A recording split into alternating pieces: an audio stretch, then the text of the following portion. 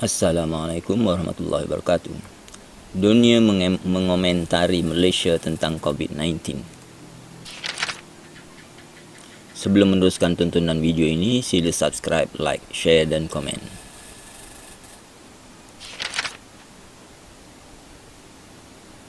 Ini adalah graf yang menunjukkan total confirm COVID-19 cases. Data setakat Mac 22, 2020. Ini menunjukkan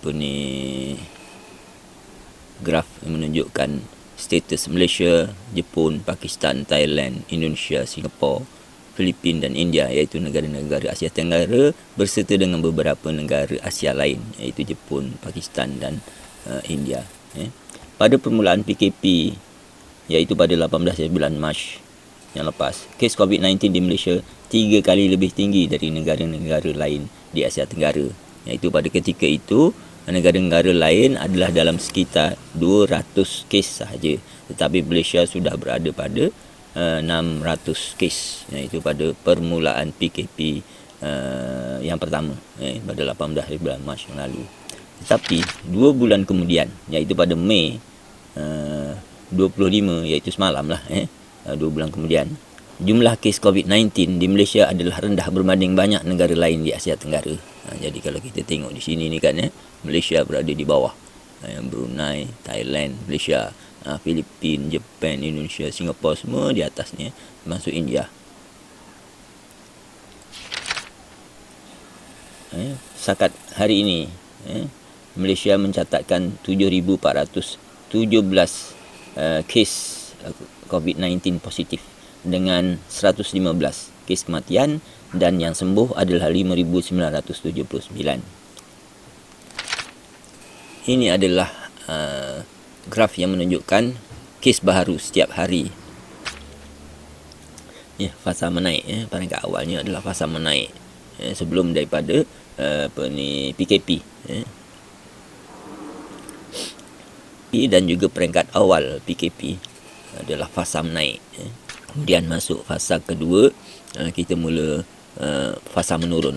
Fasa kedua dan fasa ketiga PKP adalah fasa menurun.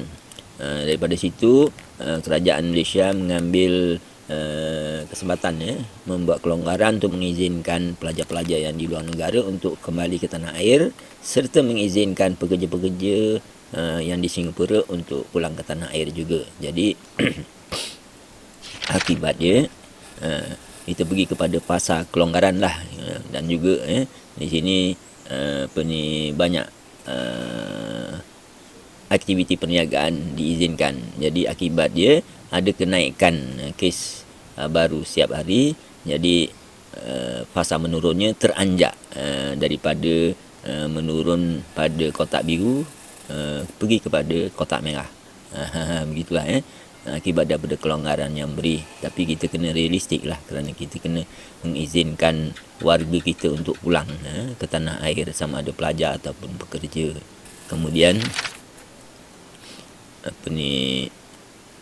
sebelum daripada perayaan hari raya dan juga selepas daripada perayaan hari raya, hari ini hari raya ketiga, kita mendapati bahawa ada kenaikan yang begitu mendadak. Pada hari raya kedua tu, hari raya pertama kenaikan hanya 60 kes, tetapi pada hari raya kedua kenaikan 172 kes. Ini yang sangat menggetarkan kita semua. Jadi ini adalah fasa selepas daripada raya, sebelum dan selepas daripada raya. Dia sudah teranjak kepada kotak yang berwarna oranye. Tetapi apabila kita perincikan 172 tu, rupanya kes tempatan hanya 8. 112 adalah daripada kes depo tahanan immigration. Jadi mereka ni sudah di dalam tahanan, di dalam camp. Jadinya mereka tidak bercampur dengan masyarakat ramai. Jadi tak apalah. Ada berapa tu, 40 lebih kes bukan warga yang bukan di dalam camp tahanan lah. Dan hanya berapa, 5 kes sahaja kes import. Jadinya maknanya kenaikan ini bukanlah disebabkan oleh warga Malaysia menyambut perayaan hari raya. kerana kenaikan pada warga negara tu hanyalah 8. Jadi alhamdulillah lah, alhamdulillah kenaikan ini bukanlah sebenarnya disebabkan oleh rakyat merayakan hari raya, tetapi ianya adalah kenaikan di depo tahanan immigration. Kemungkinan oleh kerana sekarang ni keupayaan melakukan ujian saringan tu sudah tinggi, maka kemungkinannya tu mereka yang di depo tu dibuat saringan yang banyaklah. Jadi akibatnya kita dapat mendeteksi ramai yang positif. Itu ada kemungkinannya macam itulah. Tetapi bukanlah disebabkan oleh perayaan seperti mana yang berlaku di Iran dululah kan, ini tidak, ini bukan. Jadi kita tengok nantilah hari ni macam mana, besok macam mana, apakah ada kenaikan mendadak. Tapi kita kena terus teliti. Dan kalau kita tengok dari sudut active case, ini pada peringkat awalnya hari itu kan kita dah dapat menjagakan trend menurunnya seperti garis kelabu tu. Tetapi kemudiannya dia sudah berganjak kepada garis biru. Tetapi sekarang dengan kenaikan semalam tu 25 ribuan yang 172 kenaikan tu, maka active case telah naik daripada sekitar 1100 kepada 1300. Jadi akibat dia trend menurunnya sudah berganjak kepada yang berwarna merah ni. Jadi begitulah yang berlaku di Malaysia. Jadi memang perkembangannya naik, lepas tu menurun. Ni ada kejutan menaik. Itulah yang berlaku di Malaysia. Kita sebenarnya sekarang ni sedang menuju ke arah seperti mana kes di China dan juga di South Korea, yang mana boleh dikatakan sebagai negara yang telah recovered daripada COVID-19 pandemik ni. Jadi Malaysia menuju ke arah itu. Itu yang kita lebih kurangnya di antara negara yang dapat mengatasi wabak ini. Kita dalam kawalan lah, segalanya semua dalam kawalan, alhamdulillah, dengan kerjasama rakyat, pemerintah dan juga frontliner. Kita dapat mengawal. Ini kisah kejayaan Malaysia ini di-highlightkan oleh YouTube channel Other Side of the Truth. Ni dengan tajuknya How Malaysia Did the Impossible COVID-19. Ni telah ditonton oleh 356,000. Video ni dikeluarkan lebih kurang 1 minggu yang lepas. Dikatakan di sini, here are 15 ways Malaysia did the impossible. Itu dia. Jadi masalah ni highlightkanlah kehebatan Malaysia. 15 perkara yang kita buat yang dia kata sebagai impossible. Dan video dia ini mendapat reaksi yang sangat dahsyat di kalangan YouTuber lain. Macam contohnya ni Mr. Watwa. Dia ni biasanya membuat reaction terhadap azan, terhadap bacaan Al-Quran yang indah, terhadap perbincangan Ahmad Didat, Zakir Naik, Yusuf Pesti, macam itulah. Dan ada kemungkinan Mr. Watwa ini sekarang ni dah masuk Islam mungkin. Pasal tengok gaya-gaya dia cakapnya tu seolah-olahnya macam dia dah masuk Islam pulanya. Dia ni ada 742,000 subscriber dan setakat 2 hari ni telah ditonton oleh 24,000 ni dalam channel dia ni lah. Bercerita tentang, mengulas tentang video yang postkan oleh tadilah tu di other side of the truth tu kata dia kan. Begitu juga ni ada satu lagi ni, saya tak pasti ini mungkin Filipino tak silapnya, Navin Akaling, yang ada subscriber 216,000 ni telah membuat reaction terhadap video yang sama, yang mewar-warkan kehebatan Malaysia tu tadi, Malaysia's Incredible COVID-19 Story reaction. Jadi dia telah ditonton oleh 92,000 viewer lah. 1 minggu lepas dia release video dia ni, seminggu lepas. Jadi banyak lagi YouTuber lain, channel-channel lain yang membuat reaksi terhadap video tersebut lah, video yang meng-highlightkan kehebatan Malaysia tu tadi. ini how Malaysia did the impossible tu. Jadi terlalu banyak. Ini hanya sebahagian je ni, 1 2 3 4 5.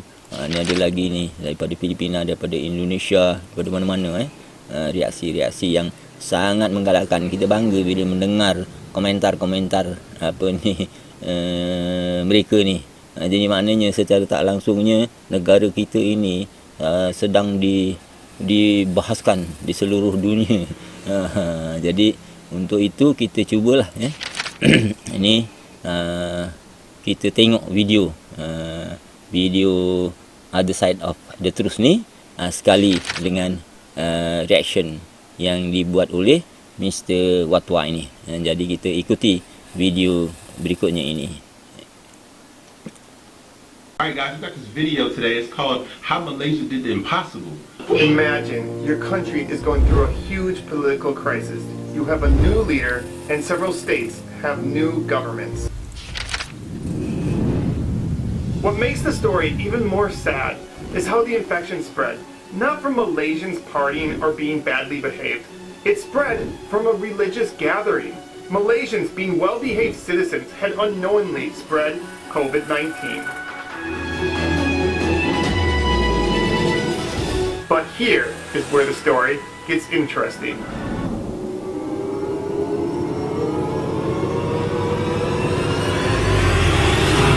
Malaysia's government quickly made adjustments. Movement Control Order, or MCO, roadblocks, closed events, closed schools, closed non-essential businesses. Malaysia would do MCO 2.0 or the Enhanced Movement Control Order. For anywhere where there are several cases, all businesses were closed. Roads all blocked. No one in or out. No one could leave their homes. But don't worry, food and medical care were provided. And Malaysia's case numbers, they started to drop.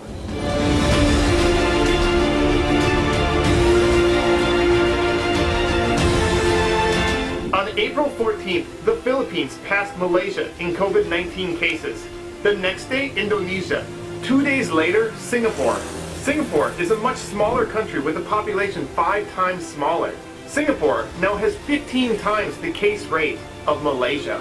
Malaysia is an example that we can all overcome this. How a country that had so many cases did the right stuff to stop the spread, and almost no media is talking about it.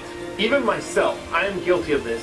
I made a video of the top 15 countries fighting COVID-19, and Malaysia wasn't included. But luckily, one of my Malaysian followers pointed out Malaysia's story. Malaysia's COVID-19 numbers are good, but when you realize at one point they were 3 times worse than any country in Southeast Asia, and now they're one of the best, it's an incredible story that needs to be told. So I ask you to help me let the world know Malaysia's story.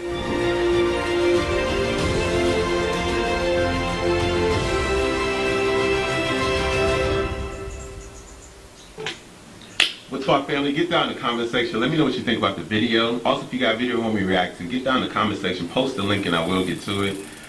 Wow. Mashallah, bro. I want to say thank you to the YouTube channel. I will put a link in the description to follow his channel. Yes, bro, we're going to help you get this word out.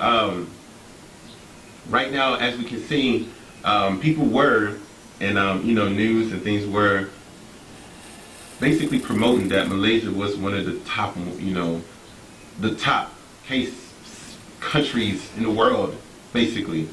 And for them now to be basically out of that and have a control of it, in a sense, and not have no more than cases rising, but actually cases dropping, that right there is something that you have to say, alhamdulillah, man.